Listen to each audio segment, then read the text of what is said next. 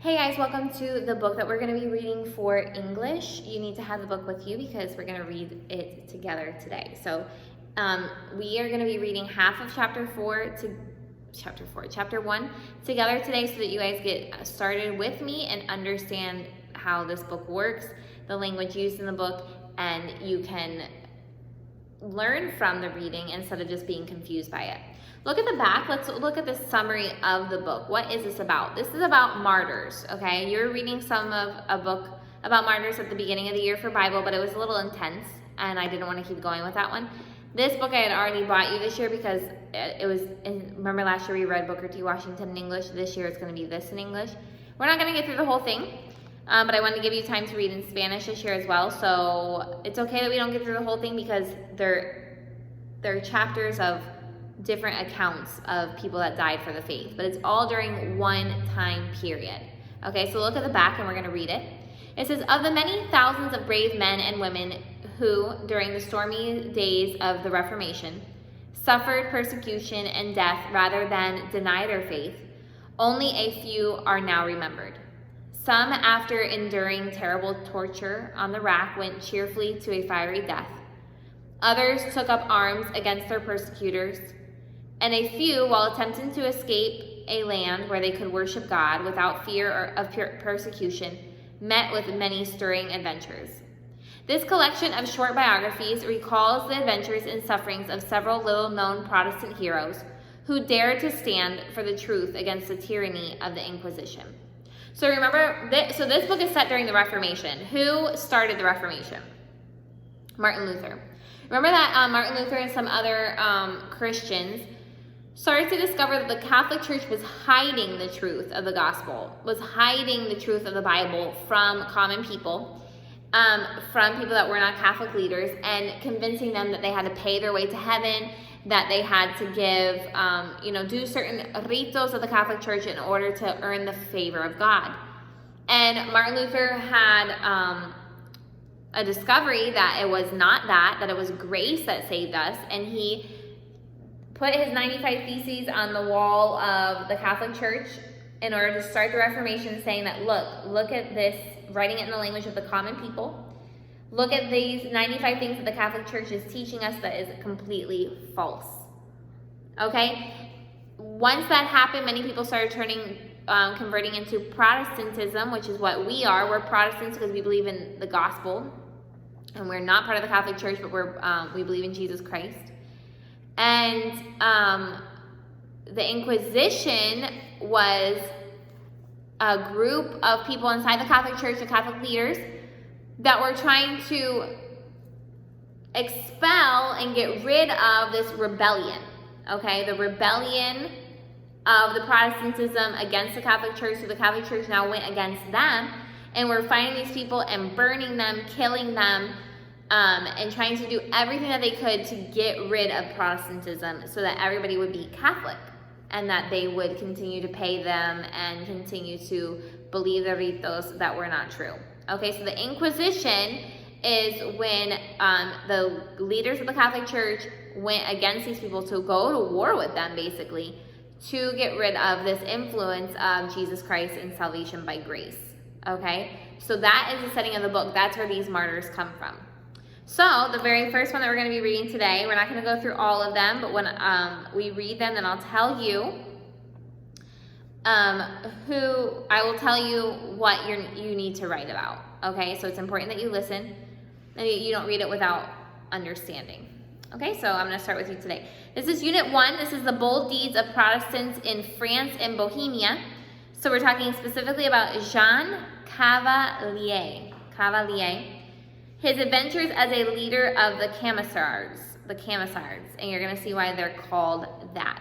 Okay, so that's where we're going to start today. Let's do it. It was a hot summer's night, and the Abbé du Chela was dozing in an armchair. Okay, if you look at number 1 on the subscript, the Abbé of Chela was the head of a monastery at Chela. Okay, a monastery is where they kept the monks, the men and women that are going to be monjas and stuff like that of the Catholic Church. The Abbé was a wealthy man.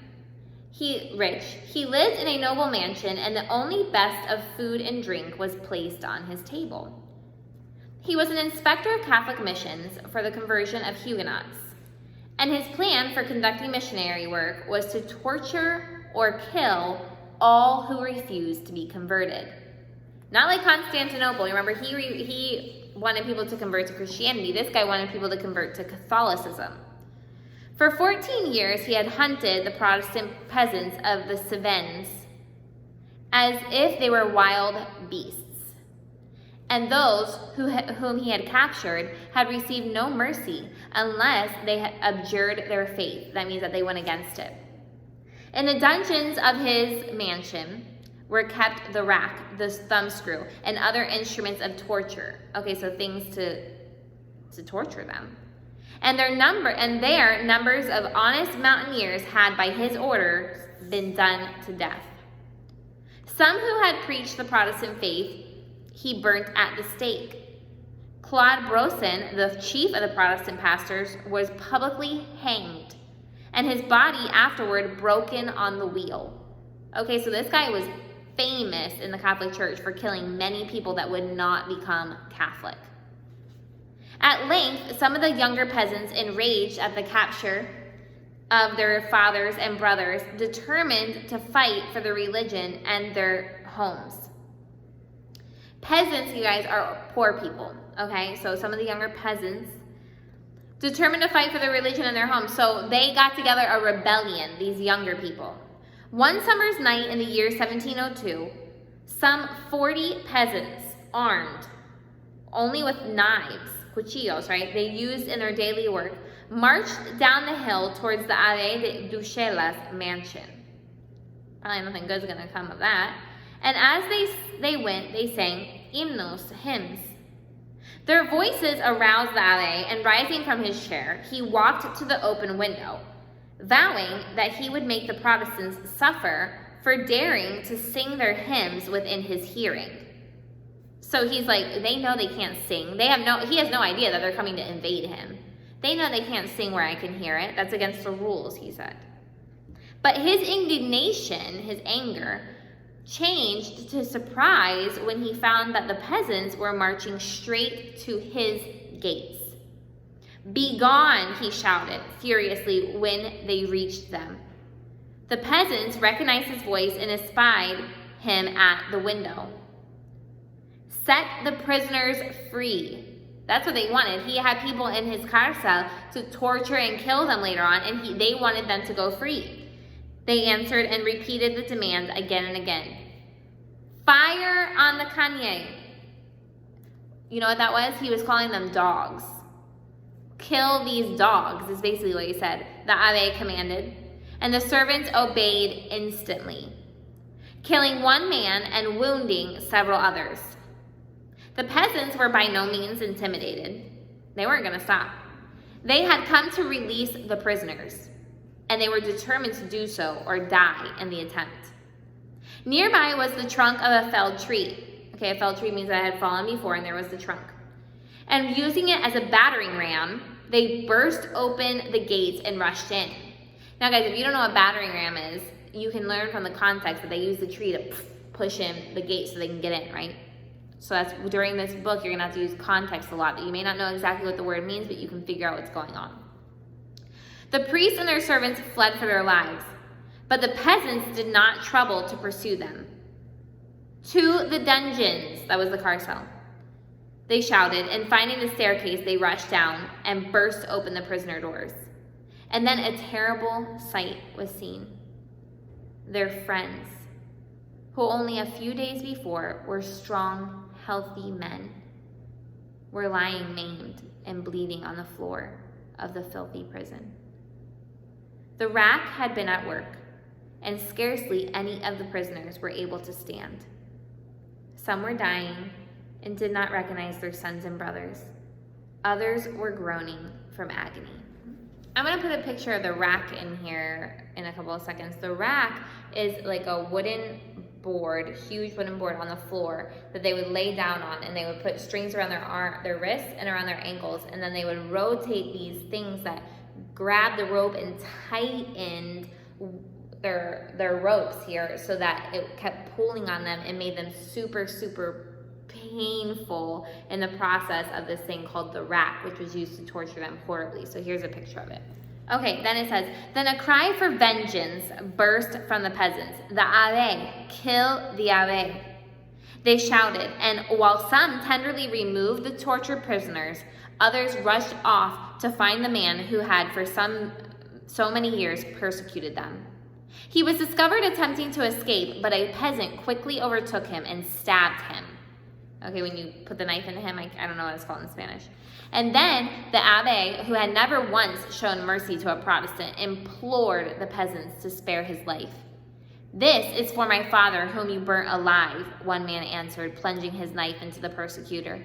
This is for my brother, whom you broke on the wheel, another cried. And each stab that the Abbe received was preceded by some reminder of his crimes.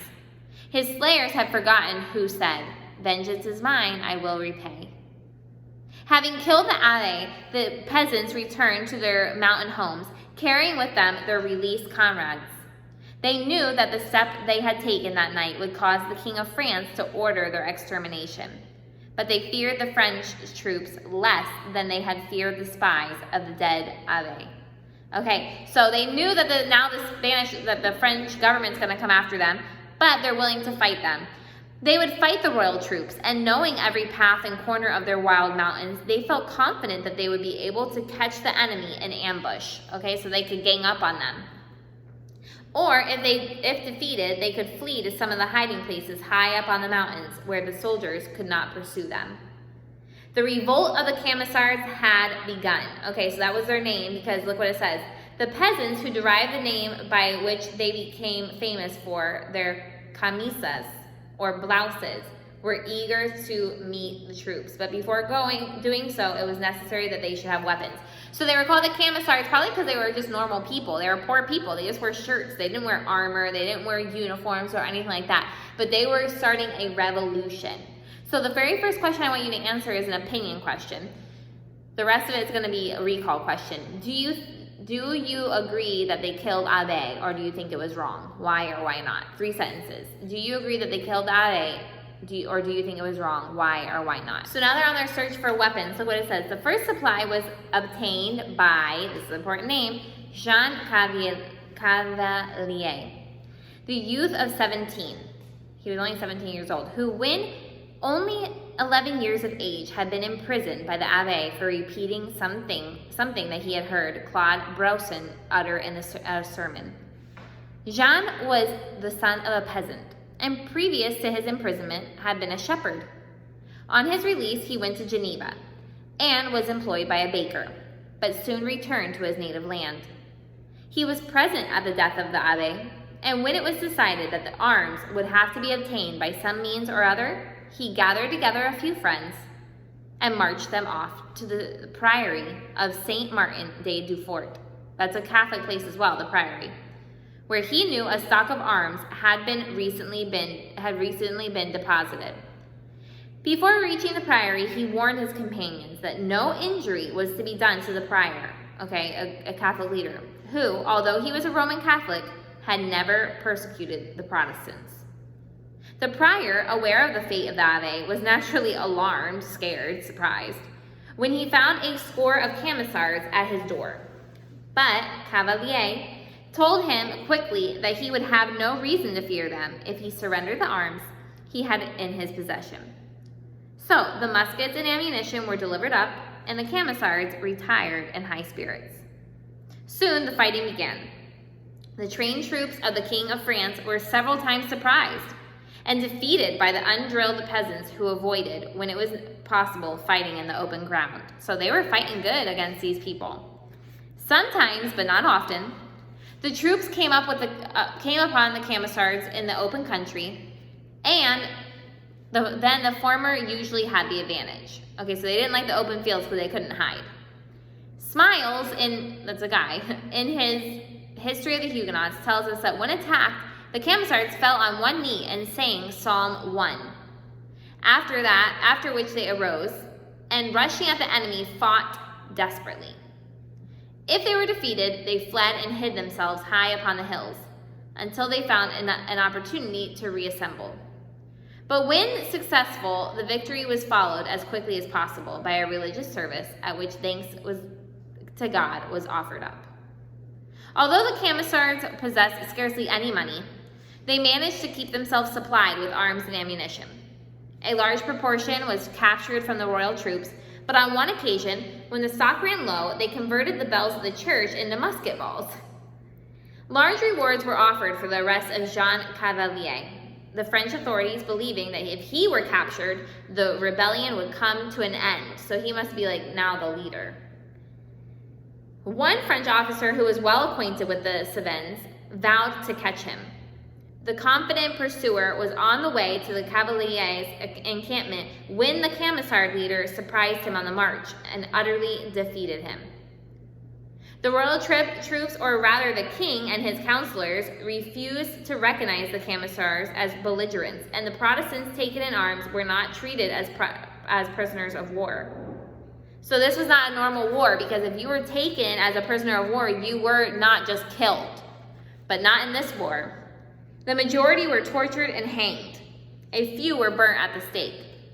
Any person found sheltering or giving food to Camisards was hanged, and villages inhabited by people who were known to sympathize with them were burnt to the ground. These guys were serious about getting rid of these people. Many of these atrocities, that means horrible things, were perpetrated by troops who had taken up their quarters in the castle of Servus. So this castle was a place that you had to be afraid to go to if you were a Camisard, because there were people waiting to kill you in there. Cavalier determined to capture the castle. No wonder he's a leader, right? But it was strongly fortified, and he knew that it would be useless to attempt to carry it by assault. While trying to devise some means of gaining possession of the castle, he received information that a detachment of the royal troops was on the march some miles distant. So he found out that the royal army was coming. These troops were not coming to take part in the war in the Cévennes, but were evidently proceeding on some important mission. To do what? Probably kill Cavalier, yeah? Cavalier hastened with a strong force to intercept them, and taking them by surprise, inflicted a crushing defeat. So he surprised them and won. The commanding officer was killed. This is where Cavalier is smart. And his papers, which included the route of the march, fell into Cavalier's hands. Cavalier at once decided to make use of them. He ordered a number of his men to dress themselves in the uniforms of the dead soldiers, and himself don the clothes of the slain officer. So now he's going to look like the officer, and the commissars are going to look like the army of the king. Then he selected 6 of the roughest-looking men and instructed them to pretend that they were the prisoners. They were bound with ropes and given into the charge of the disguised Camisards. All being now ready, Cavalier marched to the castle at Servus, and pretending that he was the officer whose papers he possessed, easily obtained admission. And that's where we'll find out next week what happens when he gets into the castle acting like a French officer and not the leader of the rebellious Christians. Okay, rebellious to them, not to these people. So, I gave you one question already. You need to answer that. Then on the next one, next question is, how did Jean Cavalier become the leader? 2 sentences about that. Why were the French so determined to kill him? And that's all your questions for today. There you go. Have a great day. This will be a good book to read. It's important to see how people gave their lives for the gospel. Bye.